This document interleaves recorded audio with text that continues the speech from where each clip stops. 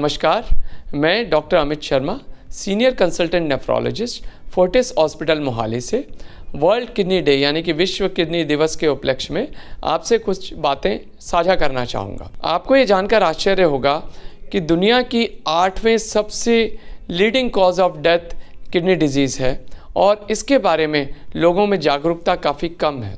यदि इसी प्रकार चलता रहा तो अगले 10 साल में यह दुनिया की 5 से सबसे बड़ी कॉज ऑफ डेथ बन जाएंगी। जब भी किसी की किडनी डिजीज़ होती है तो उसके कारण कुछ तरह के सिम्टम्स पेशेंट्स को हो सकते हैं, जैसे शरीर पर सूजन आना, पेशाब करने में तकलीफ़ होना, पेशाब में खून आना या पेशाब में झाग बनना।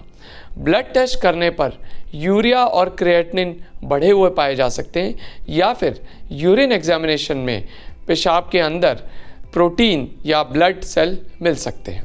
कई बार पेशेंट्स अल्ट्रासाउंड के द्वारा ये पता लगा सकते हैं कि उनकी किडनी में कुछ खराबी है और किडनी का साइज़ छोटा या बड़ा हो गया है।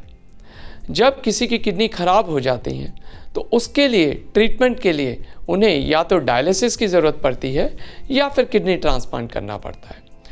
डायलिसिस एक तरह का टेम्परेरी ट्रीटमेंट है जिसमें पेशेंट को हफ्ते में 2 या 3 बार किसी हॉस्पिटल में आकर डायलिसिस मशीन के द्वारा खून की सफाई करानी होती है। इसके मुकाबले किडनी ट्रांसप्लांट एक बेहतर विकल्प है जिसमें किडनी ट्रांसप्लांट के बाद शरीर के अंदर एक नई किडनी लग जाती है और वो नॉर्मल अपनी किडनीज़ की तरह ही काम करती है। इसके लिए पेशेंट्स को कुछ दवाइयाँ खानी होती हैं जो लाइफ लॉन्ग चलती हैं। पूरे जीवन भर यदि पेशेंट अपनी दवाइयाँ अच्छे से लें और अपनी किडनी का ख्याल रखें तो ट्रांसप्लांटेड किडनी लंबे समय तक साथ निभाती हैं। तो इस वर्ल्ड किडनी डे पर मैं आपको यही संदेश देना चाहूँगा कि अपनी किडनीज़ का ख्याल रखें। रेगुलर हेल्थ चेकअप बहुत ज़रूरी है, खासकर 30 साल की उम्र के बाद। यदि आपको डायबिटीज़ है या ब्लड प्रेशर है तो अपनी किडनी के टेस्ट ज़रूर कराएं। एक हेल्दी लाइफस्टाइल रखें।